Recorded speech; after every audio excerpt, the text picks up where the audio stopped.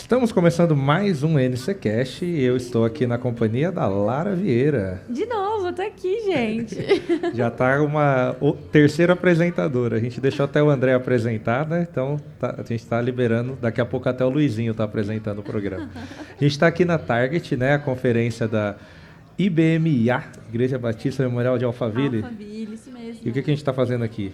A gente está aqui tietando, tirando mais um pouquinho dos preleitores da grande plenária aqui do evento. O que acontece? Para vocês entenderem, se esse é o primeiro vídeo que você está assistindo, a Target é um evento da IBMA, ela está na sua 10ª edição, aqui no ano de 2024, e acontece aqui do nosso lado a plenária. Então, os preleitores vão, eles trabalham um tema lá, e quando acaba, eles vêm para cá, e a gente aproveita e absorve um pouco mais deles nesse tempo de mesa aqui. E a gente está com um convidado muito especial.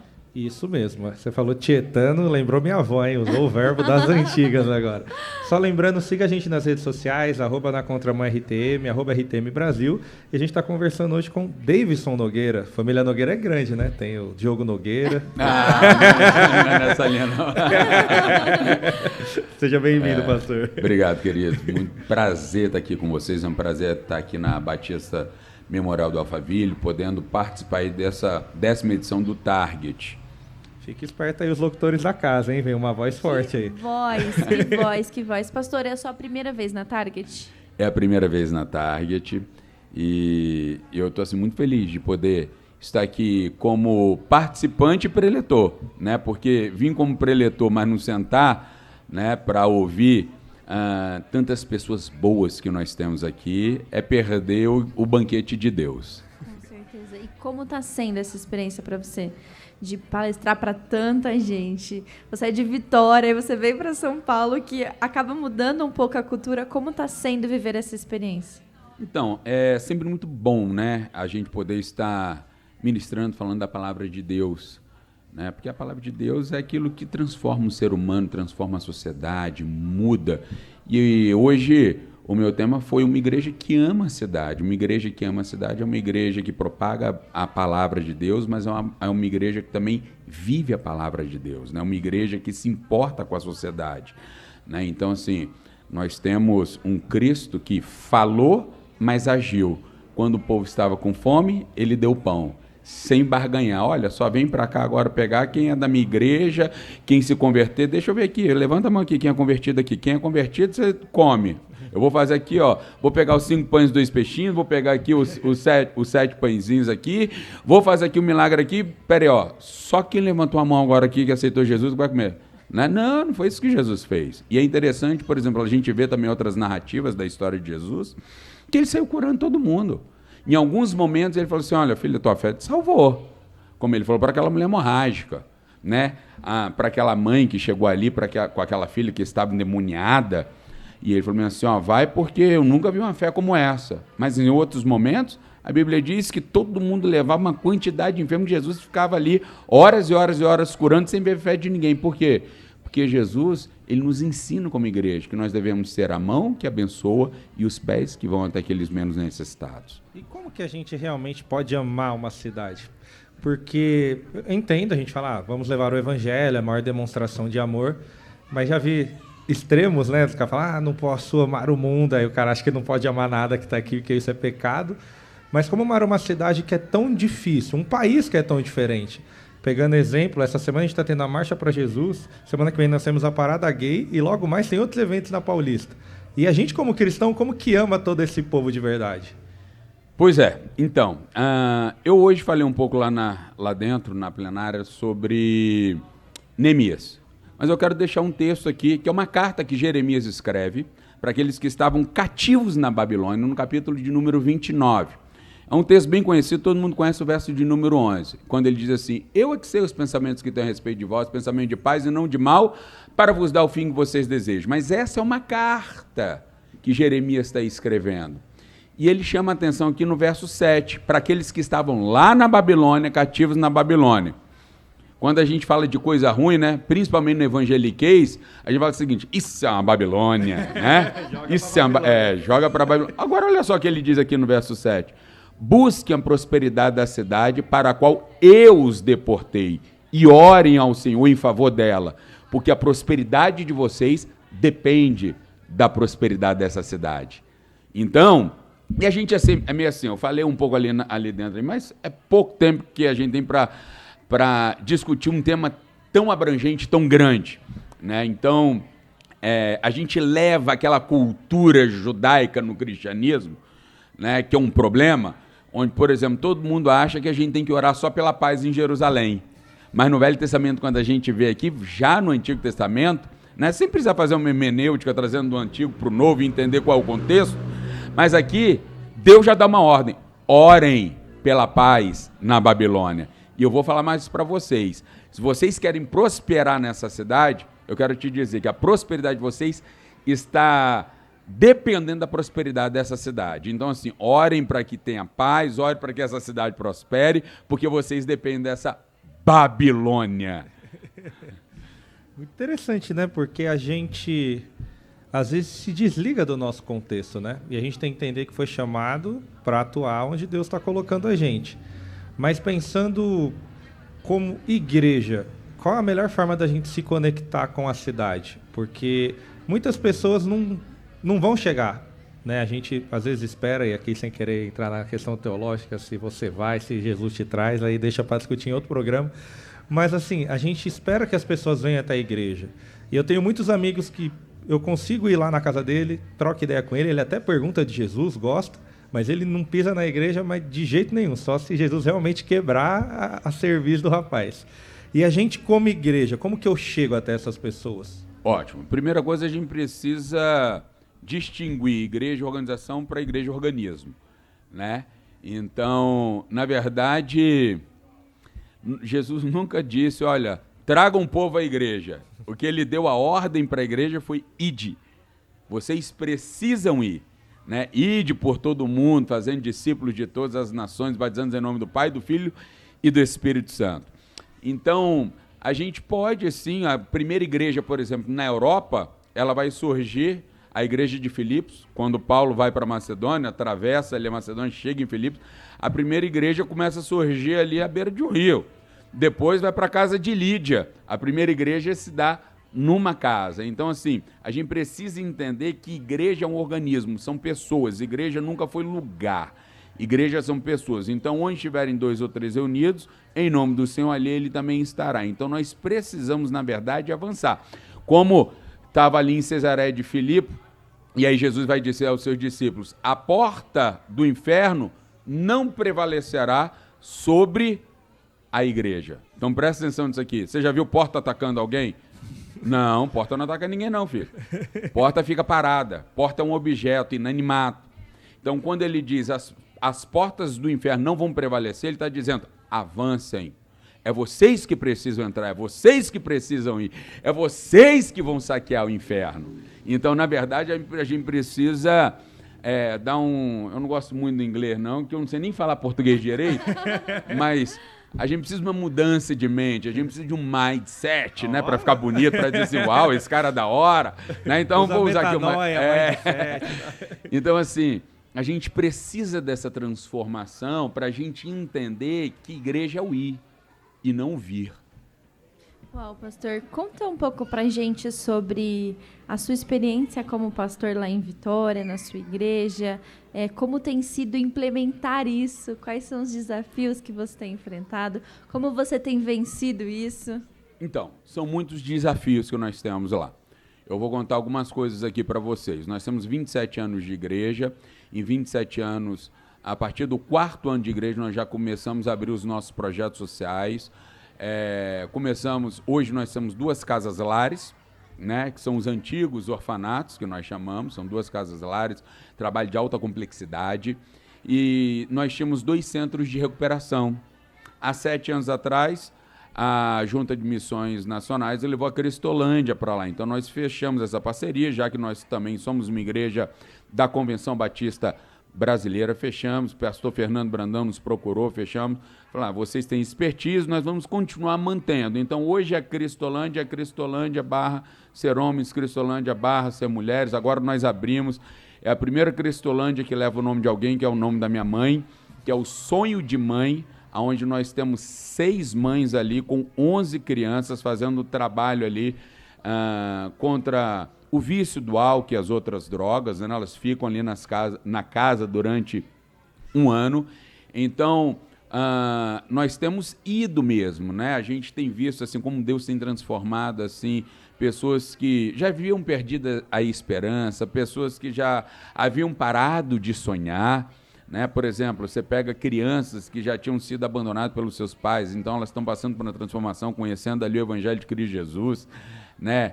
Podendo estudar, podendo, enfim, ter uma mudança realmente de vida. Agora, outras atividades que nós fazemos, eu posso contar aqui o testemunho. Durante a pandemia, nós cedemos para, a gente tem um espaço bacana lá, nós cedemos para a Prefeitura de Vitória 3 salas, funcionando direto, com ar-condicionado tudinho, e luz, água, sem cobrar nenhum aluguel. Ali se tornou o posto de vacinação que mais vacinou contra a pandemia em todo o estado do Espírito Santo, não foi na cidade, em todo o estado do Espírito Santo. E ali pessoas começaram a ter contato com a igreja. Eu tenho um testemunho, por exemplo, de um jovem que algumas noites antes ele era homossexual, ele tinha tido uma experiência com Deus, ele já estava passando por algo, nunca tinha entrado numa igreja evangélica. Eu estou falando de um homem de quase 40 anos de idade. Nunca tinha entrado numa igreja, teve uma experiência. Quando ele chegou lá, olhou aquilo, ele falou assim: gente, esse posto de saúde funcionando da igreja, o que é isso? Domingo que vem eu vou vir aqui. E ele foi realmente. E aí, quando nós fizemos o apelo e tudo mais, ele foi a primeira pessoa. Ele já está conosco ali há cerca de 2 anos e pouco. Deus transformou ele. Hoje ele é líder de pequeno grupo. Hoje ele dá curso de hombridade. Então, assim, nós precisamos ser uma igreja, não apenas para a igreja, tá? Mas nós precisamos ser uma igreja para a comunidade. Então, a gente pode entender que uma igreja saudável, ela tem que influenciar ao seu redor. Porque eu acho que hoje a gente também tem um discurso muito de ter um medo de virar uma ONG, que eu entendo que tudo bem, não é a função da igreja necessariamente. Somos sacerdotes, estamos lá para falar de Cristo. Mas no caminho, a gente vai fazendo muita coisa. Você citou o exemplo de Jesus. Ele não veio para ficar fazendo milagre. Ele veio para salvar e redimir o povo. Mas no caminho, tinha pessoa precisando de comida, precisando de milagre, e ele fez. Então, a gente como igreja também precisa fazer isso para ser uma igreja autêntica? Sim, então. Boa pergunta e não é tão fácil de responder. Primeiro, porque eu sempre brinco, eu falo, que dificuldade ser igreja no Brasil, que dificuldade ser ONG no Brasil. Porque, na verdade, a gente tem tantas isenções fiscais como igreja, mas a igreja não pode ser uma ONG porque o próprio governo não deixa. Então, vou te dar um exemplo. Nós temos hoje as nossas casas lares, mas a igreja não pode ter. Entende? Então, o que nós fizemos? Nós abrimos uma ONG, um instituto, como braço da igreja. Aquele instituto, ele não anda sozinho, ele só anda porque uma igreja existe. Então, nós fazemos de forma correta, debaixo das leis governamentais, mas o Instituto Vida hoje da Igreja Evangélica Batista de Vitória, ela só existe porque existe uma igreja. Então, nós podemos fazer isso. Mas outras coisas nós podemos atender como igreja, que não precisa estar debaixo de uma ONG. Como, por exemplo, nós fazemos ali, uma vez por mês, alimentamos 100 pais que estão ali no hospital infantil, que não tem direito à alimentação. Então, toda terça-feira nós estamos lá. Nós temos hoje um grupo de psicólogos, 15 psicólogos, nós fazemos cerca de 70, 80 atendimentos gratuitos na nossa igreja. É gratuito, entende? Então, assim, nós temos advogados que eles cedem também o seu tempo ali para darem ali um direcionamento jurídico para aquelas pessoas. Então, nós podemos fazer alguns trabalhos como igreja. Agora, infelizmente, o nosso governo não nos deixa fazer alguns trabalhos, que aí a igreja pode ter esse instituto, pode ter essa ONG, mas lembrando, a ONG ela não trabalha separadamente da igreja. A ONG só existe porque existe uma igreja por trás dela. Legal. Pastor, o público do nosso programa são muitos jovens e adolescentes. E a gente sabe que ouvindo isso, desperta, né? Então, como eu, jovem, posso amar a cidade? Então, o que você diria para um jovem que está assistindo a gente hoje, está se perguntando como eu posso amar a minha cidade, amar o meu bairro, amar a minha comunidade? Ótima pergunta. Como é que nós podemos amar? Primeiro, sendo político. E quando eu falo político, eu falo... Ah, pastor Rafael Abdala chegou aí. Vossa Excelência. O que acontece? A gente precisa se envolver, a gente precisa ser político. Quando eu falo político, eu falo na etimologia da palavra político. Ou seja, aquele que está na poli. Você está numa cidade. Você não é uma pessoa apolítica. Você pode ser uma pessoa apartidária. Mas se você está numa cidade, numa poli, então você precisa se envolver. Então começa a se envolver com as dificuldades da cidade. O que eu falei hoje? Sobre Neemias. Neemias pergunta... Qual é o problema que está acontecendo lá em Jerusalém? Ele estava na Babilônia, ele estava no Império Medo-Persa, 1.200 quilômetros. Quando Ananias, seu irmão, chega, ele fala assim, como é que está lá a cidade? Quando ele sabe, ele chora, ele ora, mas ele age, ele se envolve. O nosso grande problema é que nós achamos que amor é um sentimento e não uma ação. Não existe amor sem ação. Amor é ação. Eu não quero, por exemplo, vocês são casados? Não. Não? Eu sou casado. Então vamos lá. Como é que a minha esposa prova que me ama, né? Toda hora me ligando. Ai, amor, eu te amo. Ai, amor, eu te amo. Eu te amo, eu te amo, eu te amo. Não. Não. Ela prova que me ama através das suas ações. Eu provo que amo ela através das minhas ações. É quando eu ajo, é quando eu estou com ela, é quando eu dou tempo de qualidade, é quando eu lavo uma louça para ela. Olha aí, ó. Pode lavar a louça. Viu? Então, é quando, sabe, eu cuido dela. O amor está na ação. É por isso que Tiago, escrevendo seu livro lá no capítulo de número 4, ele diz o seguinte, aquele que sabe que deve fazer o bem e não faz, comete pecado. Como é que nós podemos nos envolver? Orando, chorando pela nossa cidade, mas se levantando e agindo. Então, você acha que essa situação que a gente vive hoje, porque no mundo inteiro tem, mas acho que no contexto brasileiro a gente tem um descrédito muito grande como igreja, no geral, claro que temos muitas igrejas sérias, mas a imagem que a nação tem de igreja é uma imagem deturpada. Você acha que é porque a gente está fugindo de ser sal e luz? Porque Jesus fala que se a gente não for, a gente serve para ser pisado.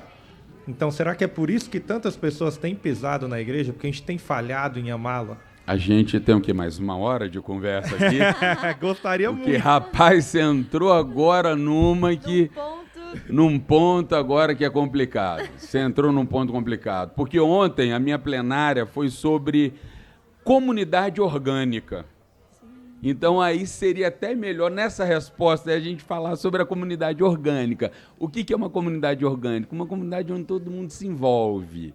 E quando eu falo se envolve, inclusive em saber quanto é que é o salário do pastor. Eu estou envolvido como igreja em saber quanto está gastando com o pastor, porque hoje é o negócio seguinte, ninguém sabe qual é o salário do pastor, ninguém se mete aqui. E aí as pessoas não entendem que ela faz parte de uma comunidade, que aquela igreja não existe, não é por causa do pastor, a igreja existe por causa dela. A igreja que se tornou o grande exemplo da igreja primitiva, a igreja do primeiro século, não foi a igreja de Jerusalém, foi a igreja de Antioquia. Pela primeira vez eles foram chamados de cristãos, foi a igreja de Antioquia que enviou os primeiros missionários, e a igreja de Antioquia não foi formada por líderes religiosos, mas por pessoas comuns. E ofertava ainda, né? Pastor, a gente, né? É muito pano para manga, gente. Nós estamos passando agora, né? Agora em quase junho aí de 2024, pela recuperação do Rio Grande do Sul, do que aconteceu lá. E como a igreja brasileira tem se mobilizado em favor desses irmãos em Cristo, né? Como a gente tem visto igrejas levantando ações sociais, enviando mantimentos. Essa também é uma forma de amar, né? Com certeza. Você precisa se envolver com a dor do povo. Quando você se envolve com a dor... Porque, olha só mais um exemplo aqui sobre Neemias. Neemias era copeiro do rei. Quando a gente fala copeiro, a gente pensa na nossa mente ocidental, é aquele camaradinha simplesinho que está levando café para o rei. Não. Era uma espécie... chapa ali, né? Não. O copeiro do rei é uma espécie de primeiro-ministro. Porque capítulo 1 ele é copeiro, capítulo 10 de Neemias, ele se torna governador. Então era um homem importante. Entende? Então, vamos entender aqui quem era Neemias. Neemias era o cara que tinha o rei na palma da mão dele. E o rei sabia disso. Por quê? Porque o copeiro era aquele que provava primeiramente o alimento, para ver se estava envenenado ou não. E era uma prática muito comum matar o rei com envenenamento.